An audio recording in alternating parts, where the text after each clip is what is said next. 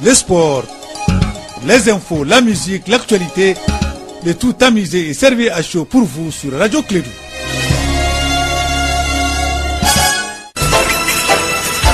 Radio Clédou, le journal avec Sotelma Malitaire. Mesdames et messieurs, fidèles auditeurs et consul de Clédou, sur l'ensemble du réseau, on vous dit bonjour, bienvenue et bon réveil. Agréable vendredi à chacun de vous, une très bonne prière, une bonne pensée surtout. Soyez des hommes de valeur, des hommes de consensus, de paix et de dignité, des hommes de bâtisseurs de grands empires et de grands pays. Bienvenue à vous tous, vendredi 25 août l'an 2017, 7h en temps universel, que Dieu le Tout-Puissant veille sur nous, et surtout, remettez votre sort entre les mains de Dieu et ne craignez absolument rien. Tous les matins, dites au nom de Dieu, à cause de Dieu, avec Dieu et pour Dieu. Et c'est comme ça que j'accueille ce matin Bakary Cissé qui va présenter le journal. Bakary, très bon vendredi à toi. Et merci, bonjour à toutes, bonjour à tous, bienvenue à cette édition, la première de Clédou Info. Dans le journal, on parlera une fois de plus du lancement de la campagne 2017 en faveur de la planification familiale. La cérémonie était présidée hier au Palais de la Culture Amadou Ampateba par la première dame Keïta Aminata Maïga. Les comptes rendus dans ce journal avec Fanta Diakité et puis plus de quelques 144 familles fuyant les violences en Libye. Donc on regagnait hier la capitale malienne. Il y a des bébés, il y a des femmes, il y a des enfants parmi ces 144 Maliens. Donc le retour est rendu possible grâce à l'État malien. C'est ce qui nous dira Mahamadou Khan dans ce journal. Dans ce journal, nous parlons également de l'Angola où c'est déjà fait. Et donc c'est les MPLA qui remportent les élections selon les chiffres de la Commission nationale électorale. Et puis en Sierra Leone, 11 jours après les pires inondations qu'a connu Freetown, le bilan du nombre de disparus a augmenté. Selon le porte-parole du gouvernement, les chiffres est passé de 600 à 810 personnes. Et puis sport, c'est aujourd'hui qu'on joue les quarts de finale de l'Afro-Basketball féminin qui se joue dans notre capitale. Le Mali sera opposé à l'Égypte dans la rubrique sport. Donc on parlera de ce programme. C'est le titre. Le développement dans un instant avec Bakary Cissé.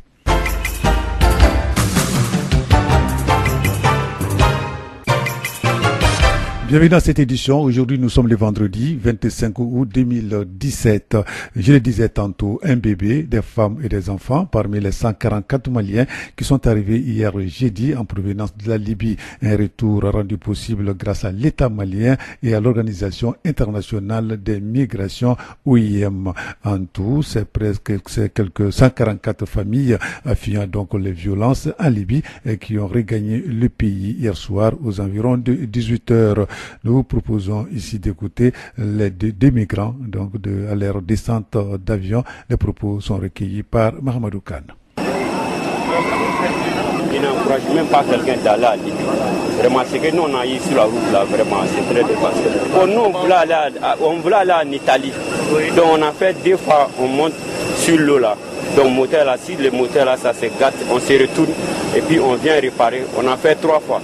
Cette 3e fois là, on est resté dans l'eau jusqu'à 22h, jusqu'à le matin 11h.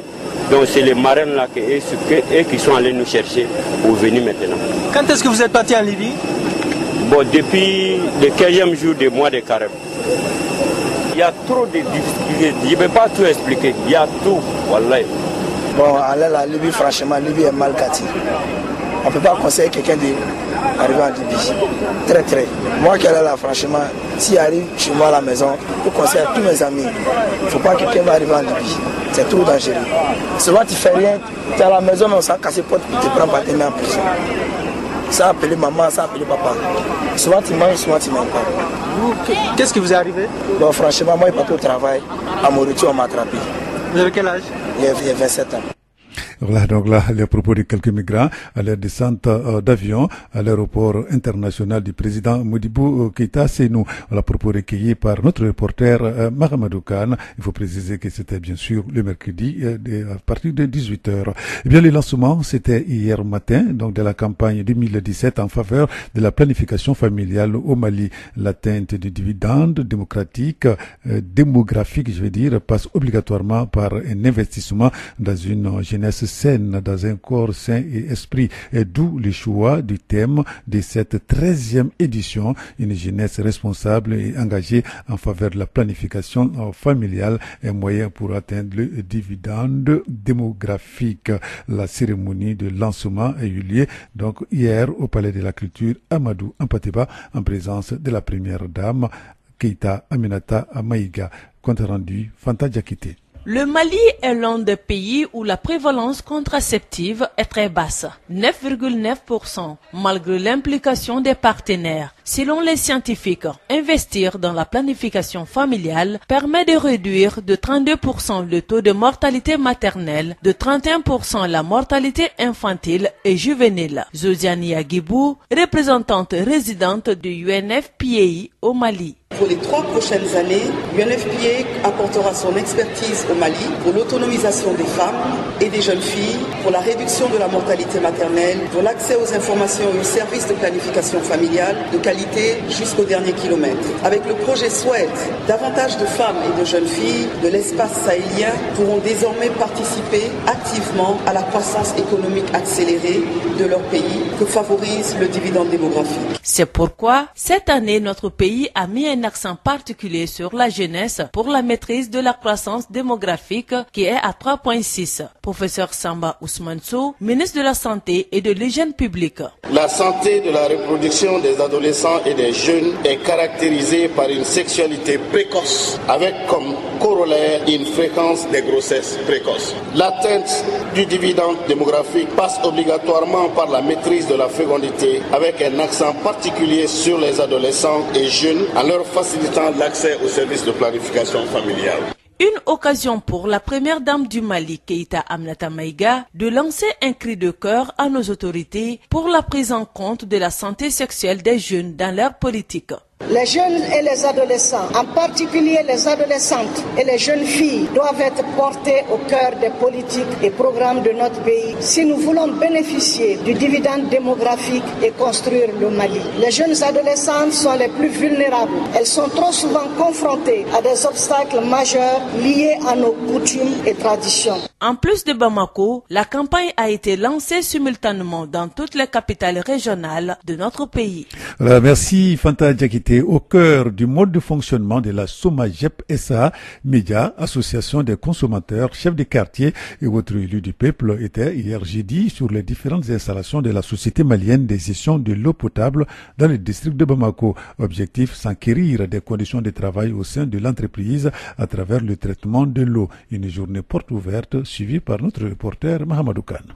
La visite commence par la station de production d'eau potable située à Djikoroni-Para, en rive gauche du fleuve Niger, construite en 1956. L'eau de robinet que nous consommons tire sa source d'ici. Pour qu'elle soit propre à la consommation, elle passe par plusieurs examens à l'appui des produits qui lui sont destinés pour sa potabilité. Des bassins de sédimentation, autrement appelés décanteurs, où l'eau est traitée avec le sulfate d'aluminium, l'eau de javel ou encore le charbon activé. Au laboratoire central où l'eau passe sous les filtres, notamment à travers des produits chimiques qui enlèvent entièrement tout ce qui est matière à suspension pour que l'eau soit potable. Les visiteurs sillonnent tour à tour la salle physico-chimique, la salle d'analyse bactériologique, la salle spécifique ou encore la salle de commande avec un tableau de bord.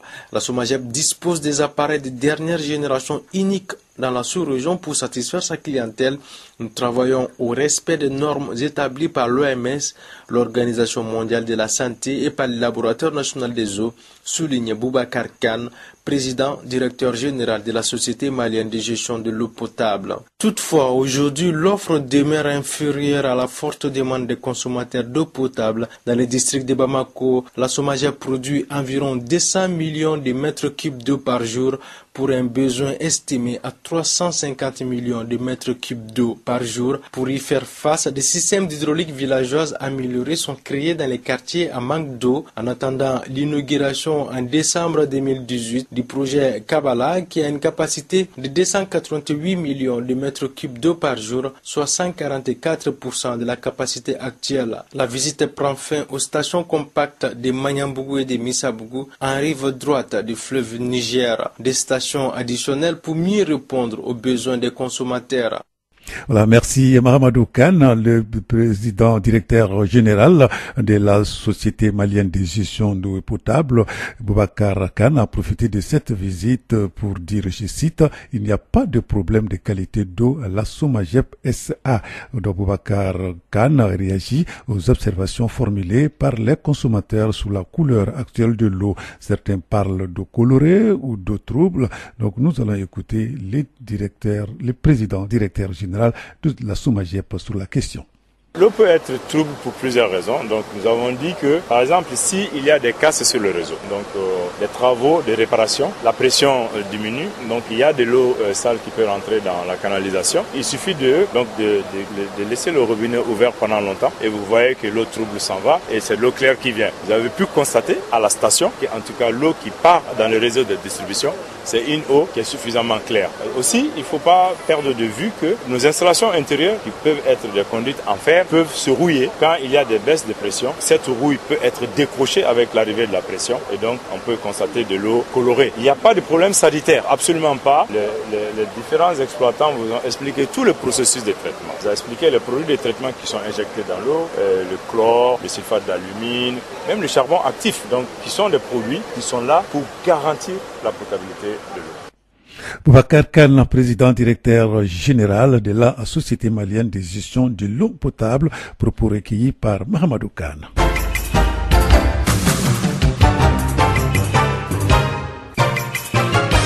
La Clé de Info, première édition, nous allons parler de l'actualité internationale. En Angola, avec plus de 64% des suffrages, les MPLA remportent les élections selon les chiffres de la Commission nationale électorale. C'est fait, c'est le ministre de la Défense de l'ancien président, Joao Lourenço, qui va prendre donc la tête du pays. En Sierra Leone, 11 jours après les pires inondations qu'a connu la capitale donc de ce pays, Freetown, le bilan du nombre de disparus a augmenté. Selon les porte-paroles du gouvernement, Abdoulaye Baratey, le chiffre est passé de 600 à 810 personnes. Toujours selon les autorités, le bilan des morts confirmés vient de légèrement dépasser les 500. Le dernier bilan en date a fait état de 499 tués, dont 159 enfants. Selon l'Office national des services de secours, environ 6000 personnes ont été directement affectées par les inondations qui ont fait plus de 500 morts en Sierra Leone. Au Sénégal, la collecte de fonds pour financer une éventuelle caution pour les maires de Dakar est lancée depuis quelques jours. Elle avait été interrompue le temps de la campagne électorale pour les législatives. Le collectif Solidarité et Soutien à Khalifa Sall, qui est à l'origine, affirme avoir déjà recueilli des dons provenant du Sénégal et de l'étranger. Une libération sous caution n'est pourtant pas à l'ordre du jour pour les avocats assurant la défense de l'élu.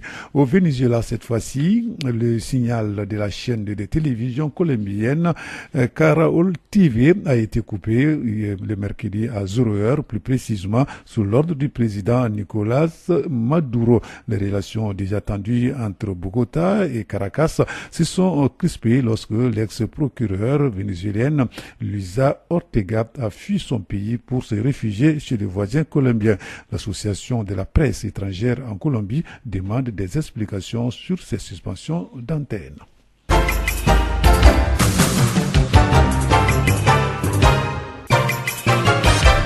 Retour ici au Mali pour parler de la FEMACH à l'ère du bilan de l'année écoulée. La Fédération malienne de l'Association des personnes handicapées a tenu son conseil d'administration. Les résultats des activités réalisées durant l'année 2016, les moyens financiers qui ont permis donc de les réaliser sont au cœur de ces échanges. Selon le président de l'organisation, beaucoup de progrès ont été faits en 2016.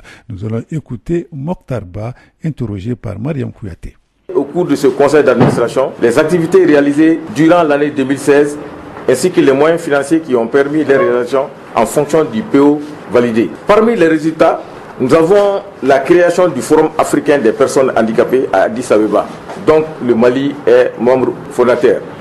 La poursuite de l'action de plaidoyer pour l'adoption du projet de loi de protection sociale et le financement du plan stratégique de promotion des personnes handicapées 2015-2024 du ministère de la Solidarité et de l'Action humanitaire. Également, il faut noter aussi que le Mali actuellement a la vice-présidence de la Fédération ouest-africaine lors de la 9e Assemblée générale tenue à Niamey il y a à peu près 6 mois, à ma personne.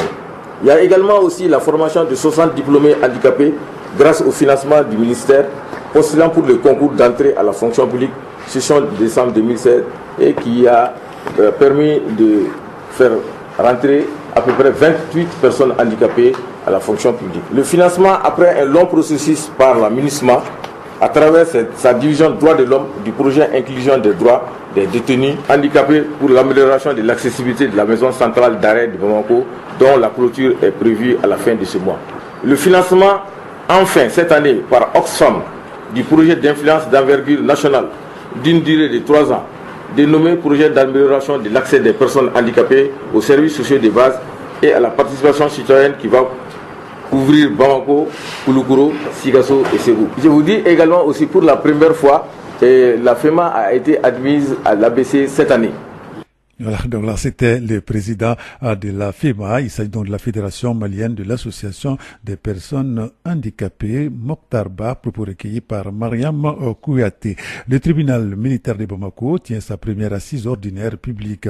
Il a démarré hier jeudi à la direction de la justice militaire en commune 3 du district de Bamako. La présente assise ordinaire s'inscrit dans la dynamique d'opérationnalisation, donc j'y arrive, des juridictions militaires. Elle vise à informer l'opinion de l'existence du tribunal militaire en République du Mali. C'est ce qu'il nous dit dans ce reportage Étienne Ignaré.